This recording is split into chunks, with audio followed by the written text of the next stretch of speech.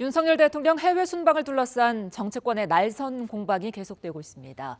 민주당은 정부가 엇박자를 내고 있다며 조문 외교 논란을 부각했고, 국민의힘은 야당이 외교 참사라는 나쁜 프레임을 씌우고 있다며 적극 엄호에 나섰습니다. 김경수 기자입니다.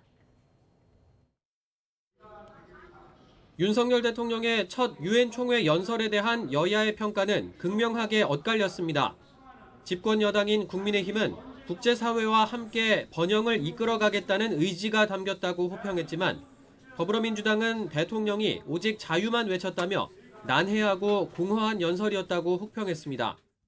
이제는 대한민국이 국제사회의 자유와 연대를 위해 적극적인 역할을 하는 글로벌 중추 국가로의 도약을 알리는 선언이었습니다.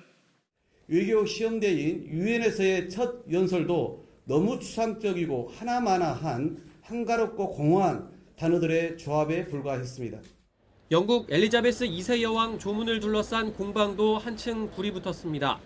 민주당은 윤 대통령의 조문 취소 논란을 두고 대통령실과 국무총리, 외교부 해명이 제각각이라며 난맥상을 부각했습니다.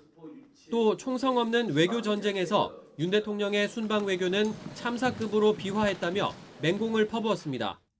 윤석열 대통령처럼 늦게 도착한 다른 나라 정상은 조문을 했는데 정작 한덕수 총리는 상황 파악도 제대로 못한 것이 대정부 질문에서 드러났습니다. 반면 국민의힘은 민주당 주장을 나쁜 프레임 공세로 일축하며 국격을 훼손하는 행위라고 반박했습니다.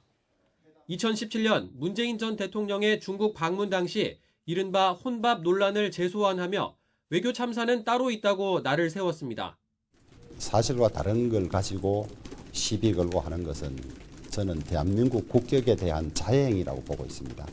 야당이 대통령실 이전 비용 문제와 조문 외교 등 대내외 현안을 총망라한 쌍끌이 공격을 강화하자 여당은 국정감사 등 전국 주도권 사수를 위해 논란 차단에 주력하는 모양새입니다. 이번 주말 윤 대통령이 귀국할 때까지 순방 외교 과정뿐만 아니라 성과를 두고도 여야의 치열한 논쟁이 이어질 것으로 보입니다. YTN 김경수입니다.